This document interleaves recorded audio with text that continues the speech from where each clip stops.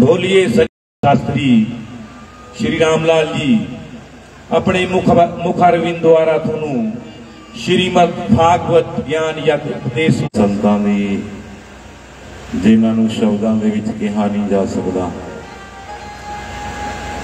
साध संग बड़ भागी पाई है, साध संग हरि कीर्तन गाई है। गुरु महाराज कहते ने कि संतां दे संग बैठना तीन दुर्लभ वस्तुआं दे विच एक वस्तु नूं प्राप्त कर लेना है। दुर्लभम त्रयमेव अनुग्रह हेतुकम मनुष्यत्वम मुमुक्षुत्वम महापुरुषाश्रयम। तीन चीज़ां पृथ्वी ते माताओं दुर्लभ मिलदियां ने। मेरे वाल ध्यान दिओ, धुप चों आए हो, ठंडक पऊगी हिरदे च जे तुसीं मेरी गल सुणोगे तां। भाई इधर गल्लां इधर ना हथ मार मार के गल्लां कर, मेरे कनी ध्यान दे के गुड़ी नूं इधर ध्यान दिओ। ऐसे दा की मसला उलझ रहा तुहाडा दसो। असीं पंडित मसला सुलझाउण वास्ते हुंदे आ। जे तुसीं दोए बोली जाओगे तो सुलझना नहीं, तीसरे बंदे की लोड़ पऊगी। सब तो वधिया गल है भी पंडितां नूं दसो जे कोई मसला उलझे तुहाडा, आपे ना तुसीं सुलझाओ, नहीं सुलझना हैगा। मेरे वल ध्यान दिओ। दुर्लभम त्रयमेव अनुग्रह हेतुकम ममुष्यत्वम मुमुक्षुत्वम महापुरुषाश्रय। तीन चीज़ां पृथ्वी ते दुर्लभ मिलदियां ने। वेद कहंदा है किहड़ियां तीन चीज़ां? पहला तो मनुष्य होना ही दुर्लभ है पृथ्वी ते। दो पैरों ते खड़े होके कोई मनुष्य नहीं हो जाता। मनुष्य होने वास्ते एक भावना युक्त मन की लोड़ पैंदी है। ऐसा मन जो संकल्पवान होवे, जो श्रद्धावान होवे, जिसका कोई मन का लक्ष्य होवे, ऐसा मन जो हो जाता है तो मनुष्य जैसा मन हुंदा है। उस तो बाद जे किते मनुष्य जैसा मन मिल जाए तो मोक्ष की प्रबल इच्छा पैदा होना भी मनुष्य नूं धन कर दिंदा है।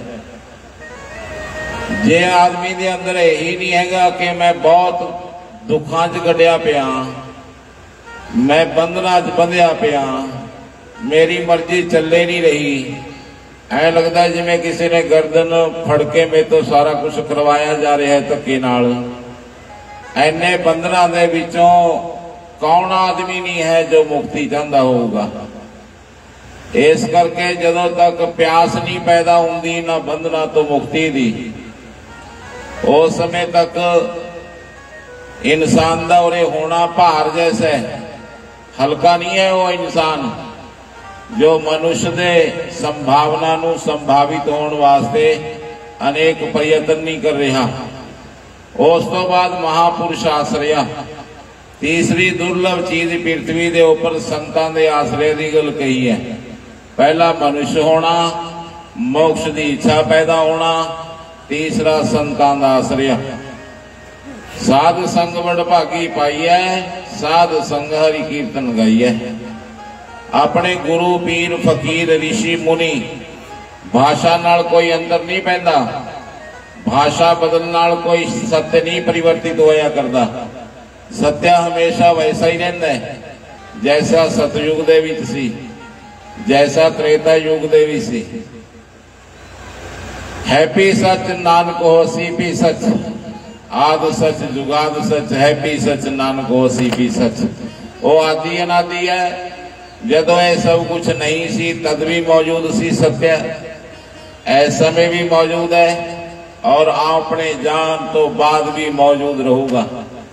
इस करके सत्य गल है कि संतां दी शरण दे विच चारों ही पदार्थ पाए जा सकते हैं।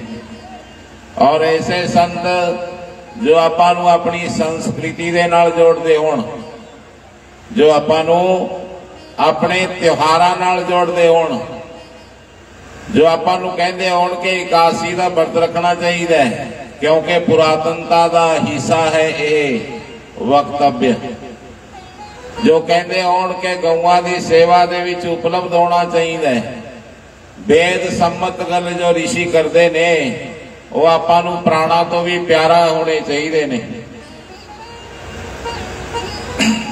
कोई कहता जी मैं तो गुरु बना लिया, ना तो मैं हुण श्राद्ध पावां ना मैं कोई पेड़ा देवां, मैं वो सब कुछ छड्डता। छड्डण तो बाद की हो गया? कोई पर लगे आकाश दे विच कदे उड़ के देखिया? की हो गया छड्डण नाल?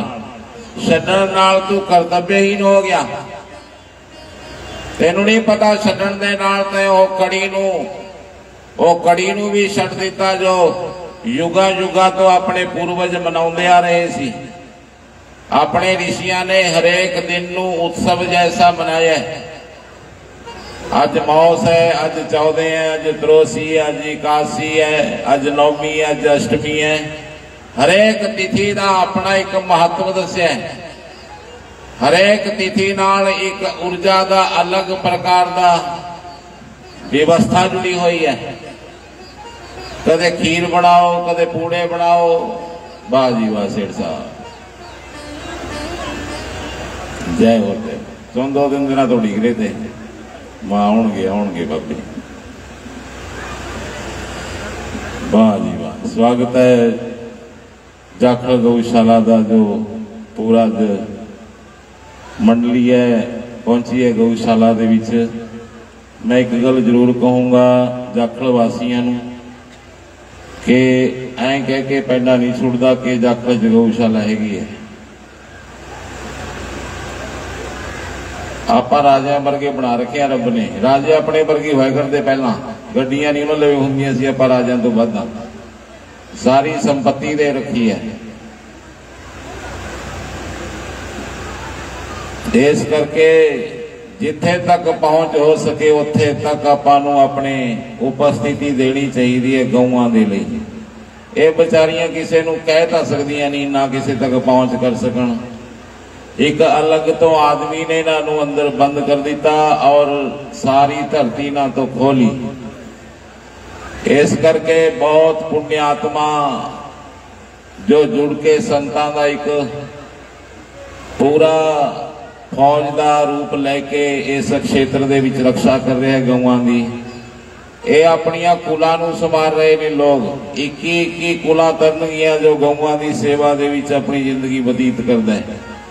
मैं तुहानूं लखां उदाहरण दे सकदा ग्रंथां दे, जिन्हां ने कहा कि 33 कोटि देवता इस दे विच वास करदे हैं।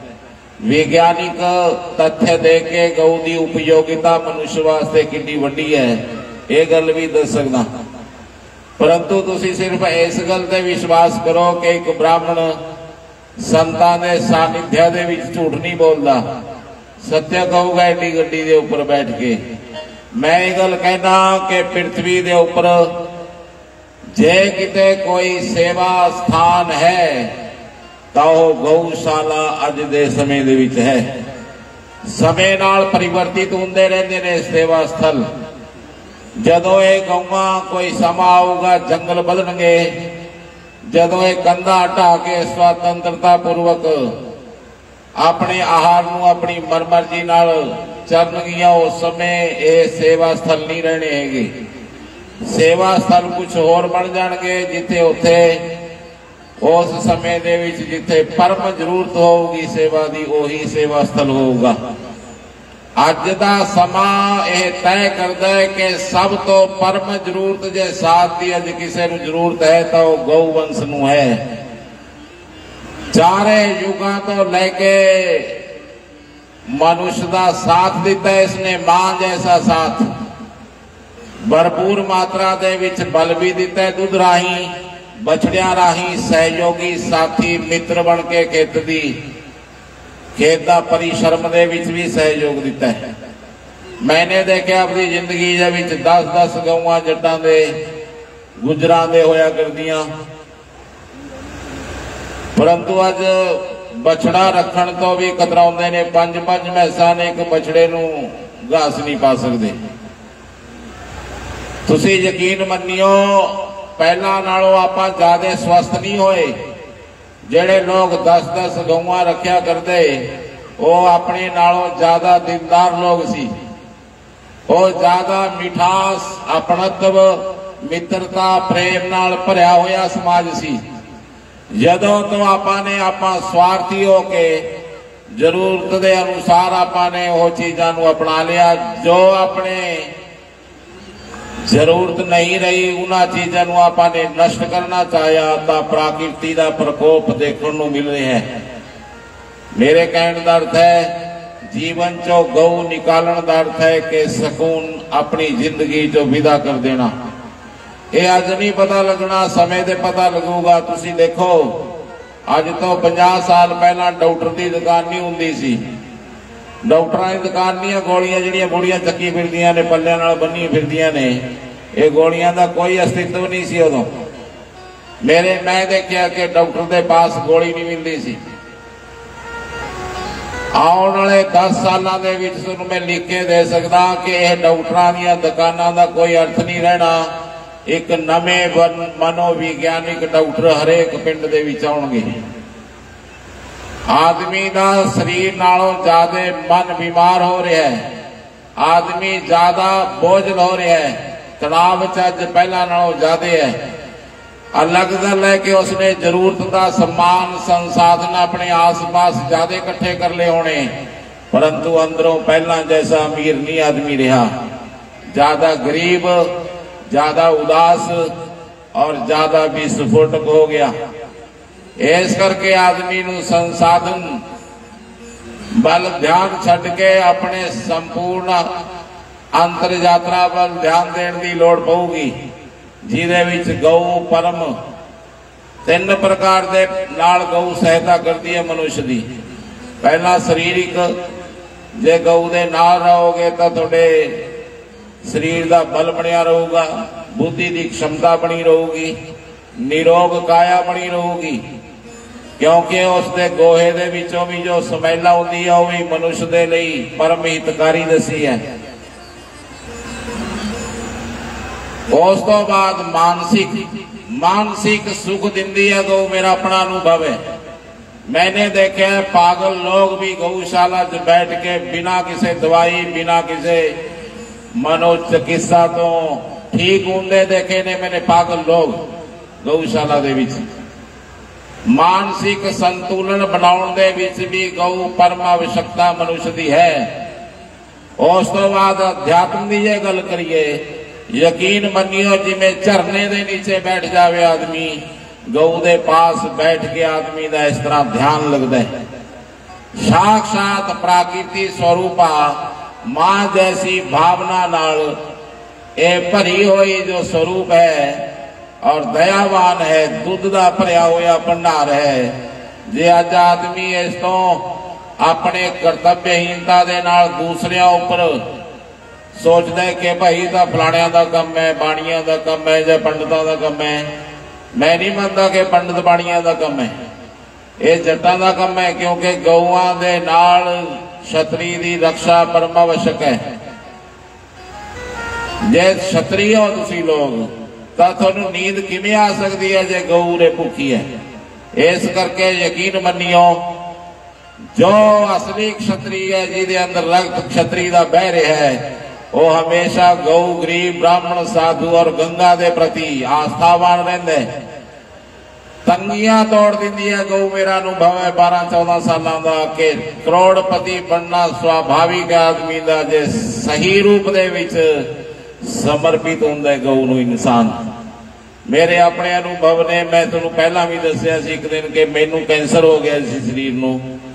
गऊ दे पास रह के मैं 4 महीनों दे विच कैंसर तो मुक्त होया, नहीं तो जिन्हों हड्डियां उड़ जांदियां हवा च। परंतु ये गऊ मनुष्य नूं अमरत्व प्रदान करती है।